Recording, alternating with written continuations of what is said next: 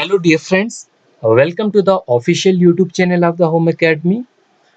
आपके लिए Indian polity की एक मल्टीपल चॉइस क्वेश्चन की सीरीज जो है वो हमने चलाई हुई है, जहां पर हम जो है topic wise multiple choice question discuss करते हैं। अभी तक हम प्रेम्बल पे, कॉन्स्टिट्यूशन पे, फंडामेंटल राइट्स पे, फंडामेंटल ड्यूटीज पे, directive principle of the state policy पे क्वेश्चन जो है वो कर चुके हैं। और आज जो हम करने वाले हैं वो इमरजेंसी प्रोविजंस पे है। काफ़ी इम्पोर्टेंट टॉपिक है ये। अब देखिए, ये वीडियो जो है आपके J&K police constable, sub inspector के एग्जामिनेशन के लिए यूज़फुल होगी, क्योंकि इससे पहले जो भी एग्जामिनेशन हुए हैं, वहाँ पर जो है इस टॉपिक में से क्वेश्चन आए हुए हैं। अब नया सिलेबस क्या आएगा तो उसके अकॉर्डिंग ही पढ़ेंगे, बट फिलहाल के लिए जो है आप इसी को देख लीजिए, इस सीरीज़ को फॉलो कीजिए। तो वेरियस कॉम्पिटिटिव एग्जामिनेशन के लिए जो है वो ये यूज़फुल है। तो आज का जो हमारा टॉपिक है वो इंडियन पॉलिटी का जो टेस्ट हमारा है ये इमरजेंसी प्रोविजंस पे है। ठीक है, तो यहाँ पर हम इमरजेंसी से क्वेश्चन जो है वो रिलेटेड जो है वो सॉल्व कर लेंगे। तो अगर अभी तक आपने हमारे सोशल मीडिया के अकाउंट्स को फॉलो नहीं किया है, तो उन अकाउंट्स को फॉलो कीजिए जहाँ पर हम क्विज़ेज़ जो है वो अपलोड करते हैं।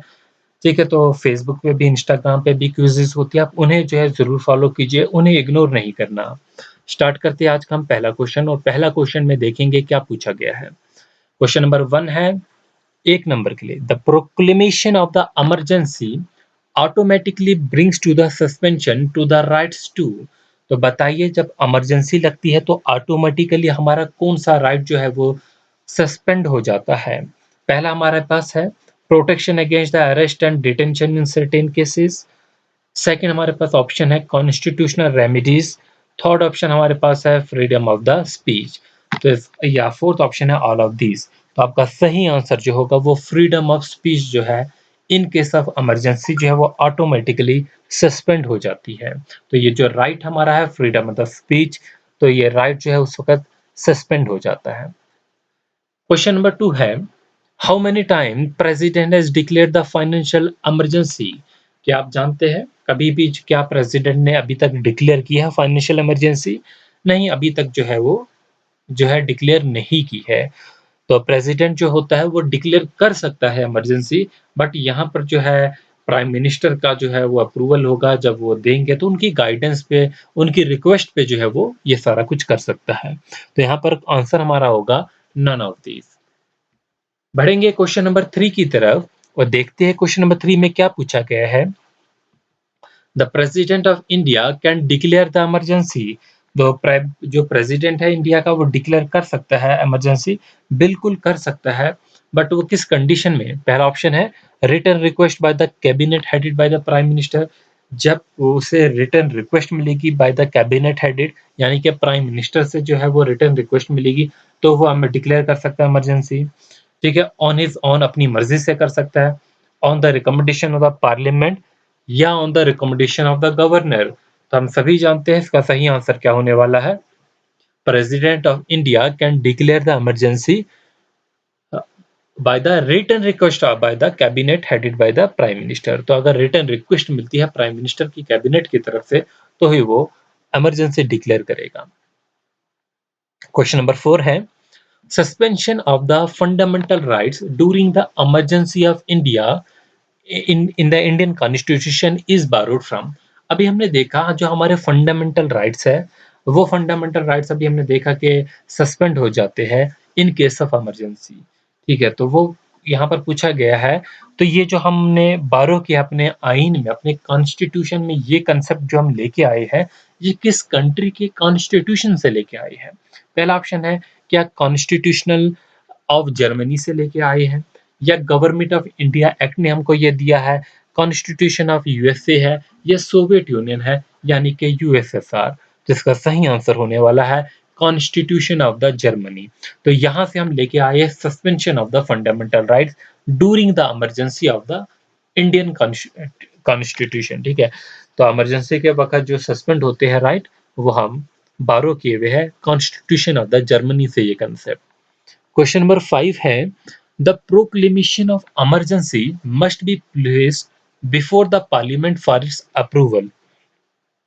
क्वेश्चन नंबर 5 में क्या पूछा गया है, the proclamation of emergency must be placed before the parliament for its approval, within the month, within the 3 month, within the 2 month या within the 6th month. तो बताइए इसका answer क्या होगा? तो इसका answer होगा with in the month. ठीक है, तो ये विद इन द मंथ में जो है वो अप्रूवल मिलेगा। इससे पहले जो है वो अप्रूवल दे दे अगर पार्लियामेंट, ठीक है, तो फिर जो है वो इमरजेंसी लग जाती है। अब हम बात करने वाले हैं इमरजेंसी की कुछ टाइप्स होती हैं, जैसे कि फाइनेंशियल इमरजेंसी है, ठीक है, तो उसके अलावा नेशनल इमरजेंसी है। बट यहाँ पर हमारे कंट्री में भी जो है 1-2 बार इमरजेंसी लगी है, उन पे भी क्वेश्चन करेंगे। पहले आर्टिकल्स देख लेते हैं। The first proclamation of the national emergency under the article 352 was made on the ground of the external aggression in. तो पहले तो आप ये जान लीजिए, जो आर्टिकल हमारे पास आर्टिकल जो है वो 352 है, ये इमरजेंसी से रिलेटेड है। तो आर्टिकल जो है हम किस में बात करते हैं, ये proclamation of the national emergency under the article 352, ठीक है, was met on the ground of the external aggression. जब कंट्री में कोई भी एक्सटर्नल एग्रेशन होता है, किसी और की तरफ से जो है दूसरी कंट्री की तरफ से एग्रेशन होता है, तब हम जो है वो इमरजेंसी लगा देते हैं कंट्री में। तो यहीं पे बात की गई है फर्स्ट प्रोक्लेमेशन की। तो हम जानते हैं इंडो चीन जो वार हुआ था 1962 में, तब जो है वो इमरजेंसी लगी थी, पहली इमरजेंसी। अब हम बात करेंगे second proclamation of the national emergency under the article 352 was made on the ground of the external aggression. तो सेकंड इमरजेंसी जो है वो कब लगी थी, ये बताइए। तो यहाँ पर जो है सेकंड प्रोक्लेमेशन की बात की गई है। अच्छा, ये जो वर्ड प्रोक्लेमेशन क्या होता है, ये ऐलान होता है, ठीक है। मतलब जो सेकंड हमने नेशनल इमरजेंसी का ऐलान किया था अंडर द आर्टिकल 352, तो वो कब किया गया था? देखिए, पहले की हमने बात की, पहला भी हमने देखा ऊपर 1900 जो है वो 62 में था। बट अगर एग्जैक्ट डेट कहीं पूछी जाए तो आप याद रखेंगे 26 अक्टूबर 1962 को से लेकर जो है 26 अक्टूबर 1962 से लेकर 10 जनवरी तक चली, 1968 तक चली। ठीक है, तो ये जो है 5-6 साल जो था ये इमरजेंसी रही। फिर हम बात करते हैं जब second proclamation of the national emergency under the article 352 के सेकंड इमरजेंसी का जो है वो ऐलान कब किया गया था, तो ये इंडो पाकिस्तान जो वार हुई थी उस टाइम। तो ये जो है 3 से 17 दिसंबर 1971 के बीच में थी। तो ये 1971 सही आंसर होने वाला है। क्वेश्चन नंबर जो है वो हमारे पास 8 है।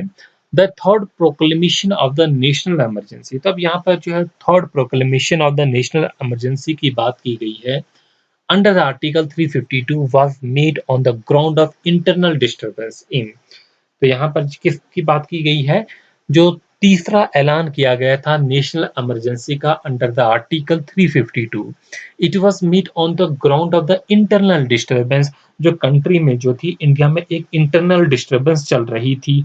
तो ये 25 जून से जो है वो 21 मार्च तक चली थी। तो 25 जून 1975 से जो है 1977 तक, ठीक है, तो ये वार के बाद ही जो है हुई थी, जो इंटरनल डिस्टर्बेंस कंट्री में चल रही थी। तो उस टाइम जो है इमरजेंसी लगाई गई थी। तो इसका सही आंसर जो होगा वो 1975 होगा। अब हम बात करने वाले हैं आर्टिकल 360 की, कि आर्टिकल 360 जो है वो किससे डील करता है। तो ये क्या ये नेशनल इमरजेंसी से डील करेगा, क्या ये राइट टू प्रॉपर्टी से डील करेगा, या जो है आर्टिकल 360 राइट टू फ्रीडम, या ये फाइनेंशियल इमरजेंसी से रिलेटेड है। तो ये हमारी फाइनेंशियल इमरजेंसी से रिलेटेड होगा आर्टिकल 360। अब क्वेश्चन नंबर 10 है, और क्वेश्चन नंबर 10 जो है आप देखिए इसमें क्या पूछा गया है। Under which article of the constitution emergency can be declared. तो अभी ये देखिए हमने 2-3 बार ऊपर पढ़ा क्वेश्चन में कि इमरजेंसी जो डिक्लेयर की जाती है वो अंडर द आर्टिकल, किस आर्टिकल के अंदर जो है वो डिक्लेयर की जाती है। तो आर्टिकल 356 है, 355 है, 350 है। तो यहाँ पर बताइए या नन ऑफ दीज क्या होगा। तो अब देखिए यहाँ पर अभी तक हमने ऊपर पढ़ा आर्टिकल 352 क्वेश्चंस में, बट यहाँ पर आप देखेंगे आर्टिकल 352 जो है वो ऑप्शन में नहीं है, और नन ऑफ दीज भी ऑप्शन है। तो इसका आंसर क्या होगा? देखिए, इमरजेंसी जो है एक्चुअली में जो है वो 3 टाइप्स की इमरजेंसी है, 3 टाइप्स की है। और ये हमारे जो है किस पार्ट में कॉन्स्टिट्यूशन के डिस्कस की गई है, 18th में। 18th पार्ट में जो है वो इमरजेंसी प्रोविजंस है, जो कि आर्टिकल 352 से लेकर 360 के बीच में है। 352 से लेकर 360 के बीच में है। और इमरजेंसी हमारे पास 3 टाइप्स की, एक नेशनल इमरजेंसी है, एक कॉन्स्टिट्यूशनल इमरजेंसी है और एक फाइनेंशियल इमरजेंसी है। यहाँ पर बात की गई है under which article the constitutional emergency की। तो कॉन्स्टिट्यूशनल इमरजेंसी की बात की गई है। अगर हम नेशनल इमरजेंसी की बात करेंगे तो वो थी आर्टिकल 352 में, ठीक है? तो वो थी हमारे किसमें, आर्टिकल 352 में। अब हमने कॉन्स्टिट्यूशनल इमरजेंसी की बात यहाँ पर की करनी है, तो वो आर्टिकल 356 होगा। तो इसे याद रखेंगे, आर्टिकल 356 में क्या है, आर्टिकल 352 में क्या है, ठीक है? तो ये चीज़ें आपको याद रखनी होगी। तो प्रेसिडेंट रूल जो लगता है अंडर द आर्टिकल 355 में जो है वो लग सकता है। इसके अलावा और क्या इसमें पॉइंट्स हो सकते हैं, ठीक है? तो ये भी देख लीजिए। या फिर फाइनेंशियल इमरजेंसी जो होती है वो आर्टिकल 360 में होती है। तो मैंने तीनों का आपको बता दिया। आर्टिकल 356 जो है वो कॉन्स्टिट्यूशनल इमरजेंसी से रिलेटेड होगा, नेशनल इमरजेंसी से 352 होगा और फाइनेंशियल इमरजेंसी से 360 होगा। तो इसे आप भूलेंगे नहीं। अब क्वेश्चन नंबर 11 है, which article deals with the emergency to be imposed due to the external aggression. अब देखिए एक्सटर्नल एग्रेशन की बात की गई है, तो एक्सटर्नल एग्रेशन में आर्टिकल 352 होगा। क्वेश्चन नंबर 12 है, at the time of proclamation of emergency, the term of the Lok Sabha can be extended by dash dash year at one time। जब ऐलान कर रहे होते हैं इमरजेंसी का, जो टर्म होती है लोकसभा की, तो वो कितने साल से जो है वो एक्सटेंड की जाती है, 1 year at a time, 2 year at a time. तो याद रखेंगे एक टाइम में जो होगा 1 ईयर ही होगा। ये क्वेश्चन नंबर 13 है, how many types of emergencies have been envisaged by the constitution. तो हम यहाँ पर अभी पढ़े थे कि 3 टाइप्स की इमरजेंसीज होती है। होपफुली आप वो याद रखेंगे।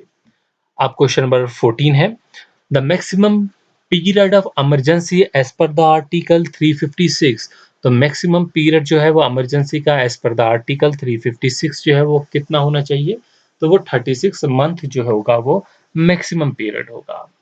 अब क्वेश्चन नंबर जो है वो आपका जो है वो लास्ट है, क्वेश्चन नंबर 15 है, the emergency in state is declared if there is a complete breakdown of the administrative machinery in the state और if the government of the state can not be carried on in accordance with the provision of the constitution under which article. तो यहाँ पर बताइए, ये तो external aggression की वजह से नहीं होगी, ये नेशनल इमरजेंसी होगी या ये हमारी फाइनेंशियल इमरजेंसी होगी, इसके बारे में बताएंगे। तो ये क्वेश्चन हमारे पास क्वेश्चन नंबर 15 है। मैं आपके लिए ये होमवर्क दूंगा, जैसे कि हर टाइम जो है वो एक होमवर्क देते हैं, तो इस वक्त जो है ये क्वेश्चन आपके लिए होमवर्क होगा, जिसका आंसर जो है आप नीचे कमेंट सेक्शन में जरूर करेंगे।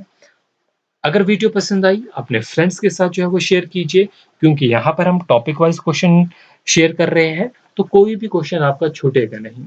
इस टॉपिक में से अगर क्वेश्चन आता है तो इन्हीं कंसेप्ट के इर्द गिर्द में कहीं क्वेश्चन आएगा, तो आपका कोई भी क्वेश्चन जो है वो रहेगा नहीं एग्जामिनेशन में। तो ऐसे ही क्वेश्चन जो है आपके एग्जामिनेशन में देखने को मिलेंगे। Thanks for watching, wish you good luck.